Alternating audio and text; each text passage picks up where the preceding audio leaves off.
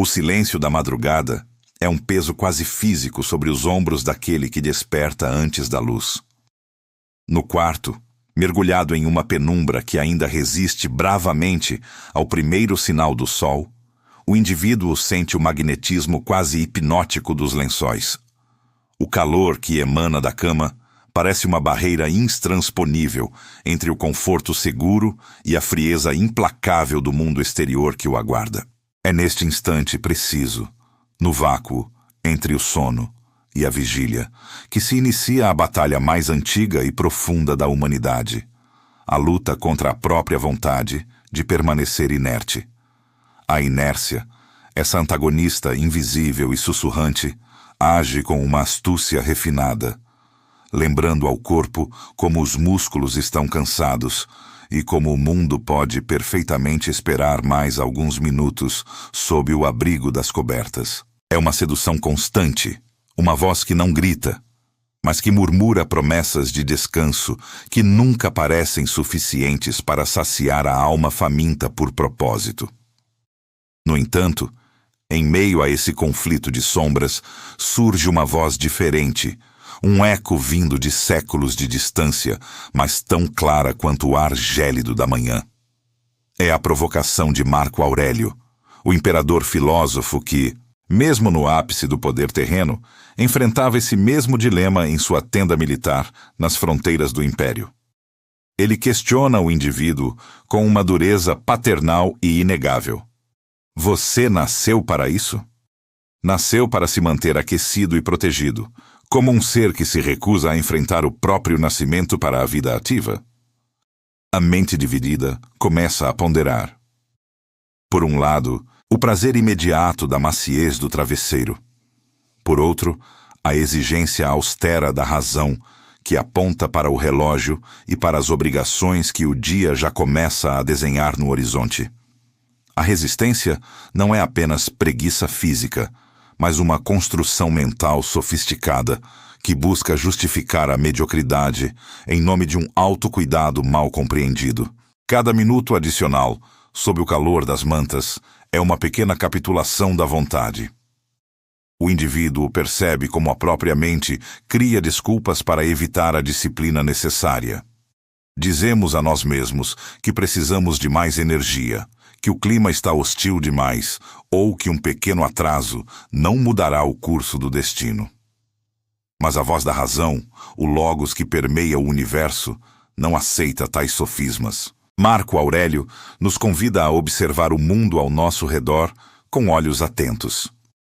As formigas não hesitam em suas tarefas coletivas, as abelhas trabalham incansavelmente em suas colmeias geométricas, os pássaros não reclamam do vento ao construírem seus ninhos, e os astros cumprem suas órbitas milenares sem jamais pedir por um repouso desnecessário. Se toda a natureza se move em harmonia em direção ao seu propósito único, por que o ser humano, único ser dotado de consciência racional, seria o único a buscar refúgio na inatividade improdutiva? Essa reflexão atinge o âmago do ser e estremece as bases do conforto. O propósito de existir não está atrelado ao acúmulo de horas de sono, mas à execução da função para a qual fomos projetados pela inteligência universal. O homem é um animal social e racional, feito para a ação deliberada e para a contribuição. Ao recuar diante do despertar, o indivíduo não está apenas descansando o corpo, ele está atrofiando a própria essência moral. A disciplina é o fogo que forja o caráter, e a inércia é a água que o apaga lentamente. Antes de continuarmos, inscreva-se no canal e conte para nós nos comentários de onde você está assistindo a este vídeo. A verdade começa a emergir da névoa densa do cansaço matinal. O conforto excessivo, longe de ser um ato de amor próprio, revela-se como uma traição silenciosa à própria alma. É um pacto de mediocridade assinado no escuro. Enquanto o indivíduo permanece imóvel, o tempo escorre entre os dedos como areia fina.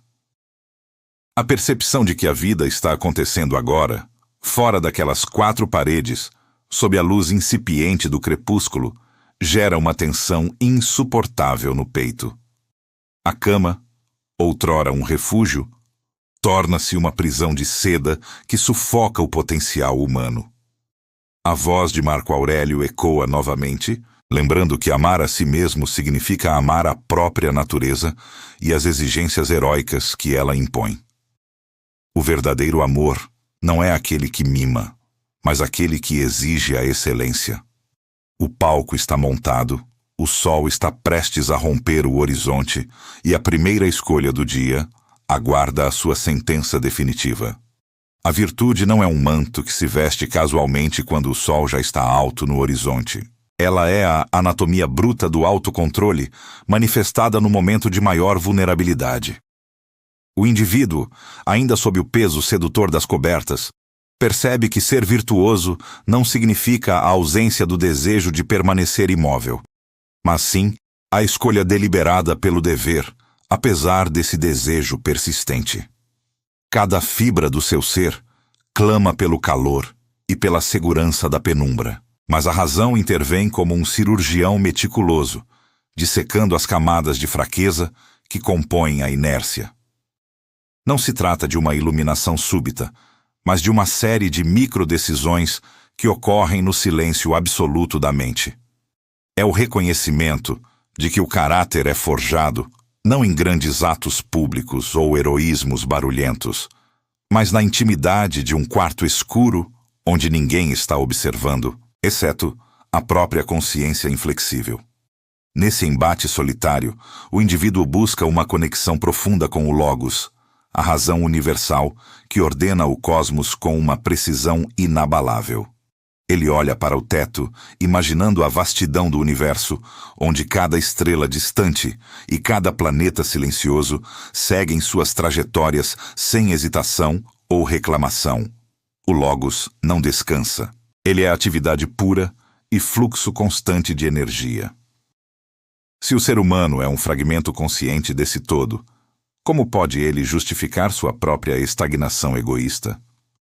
O esforço para afastar os lençóis não é um castigo arbitrário, mas uma exigência sagrada para entrar em sintonia com a ordem do mundo.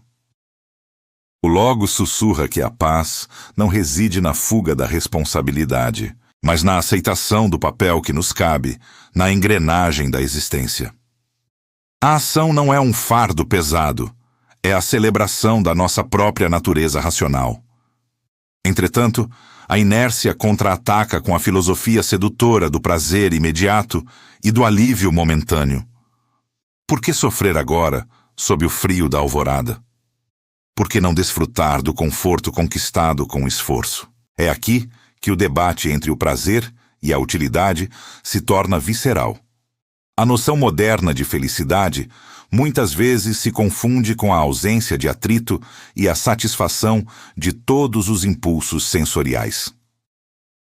Marco Aurélio desafia essa visão debilitante ao questionar se fomos feitos apenas para sermos receptáculos de sensações agradáveis ou se fomos feitos para o trabalho e para a excelência moral. O prazer é um subproduto volátil e efêmero, enquanto a utilidade é a base sólida sobre a qual se constrói uma vida significativa.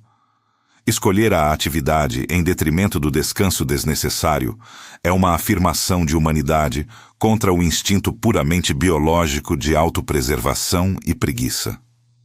A cada segundo que passa no relógio da parede, o peso da responsabilidade aumenta. O tempo não é uma fonte inesgotável, é o recurso mais escasso que possuímos de fato. O indivíduo compreende que cada manhã perdida em hesitação é um fragmento de vida que se dissolve para sempre, arrancado do seu domínio de controle pessoal. Essas horas de luz incipiente são terrenos férteis que, se não forem semeados com disciplina, serão invadidos pelas ervas daninhas da procrastinação. A percepção da própria mortalidade não é um pensamento sombrio, mas um catalisador poderoso para a vida. Se este fosse o último despertar, como ele escolheria gastar esses primeiros momentos? A resposta ecoa com clareza, na prontidão, na lucidez e no cumprimento do dever. O cansaço físico é real. Os olhos ardem e os membros parecem feitos de chumbo fundido. Mas a resiliência mental começa justamente onde termina o conforto físico da cama. O praticante estoico aprende a observar o cansaço como um espectador externo, reconhecendo sua presença sem conceder-lhe o direito de governar suas ações. A dor e o desconforto são apenas sinais nervosos que a mente processa, mas a vontade soberana está acima desses impulsos. É o desenvolvimento de uma pele emocional mais rígida, onde o cansaço é reconhecido, mas jamais obedecido. Ele sente a resistência, mas não permite que ela se torne sua mestre. Este é o momento de silêncio absoluto, a fração de segundo que precede o movimento físico.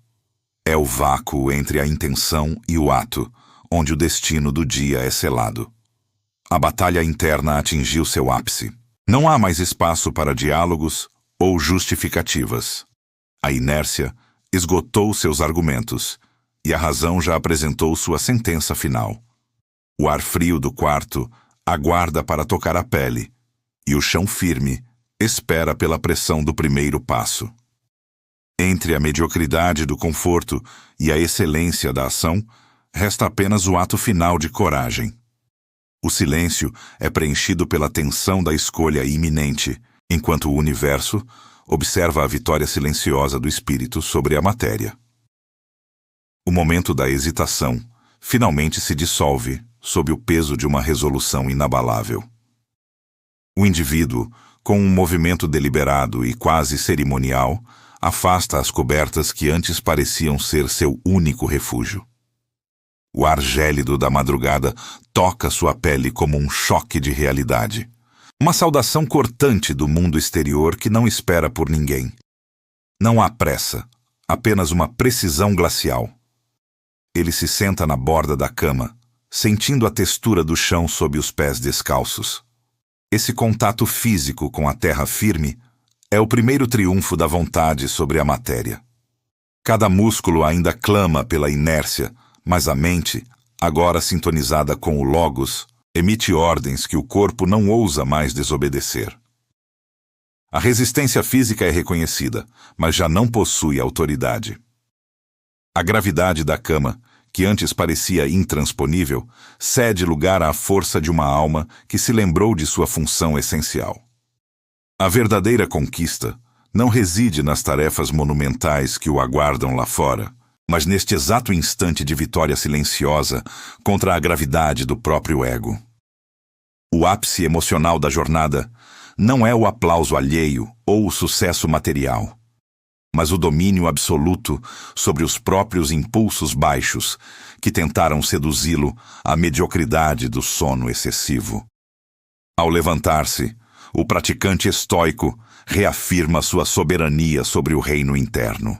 Ele não é mais um escravo dos sentidos ou do conforto térmico. Ele é o arquiteto consciente do seu próprio caráter. A inércia, que antes rugia com argumentos sofisticados e promessas de descanso eterno, agora é apenas um sussurro impotente que se dissipa na penumbra crescente.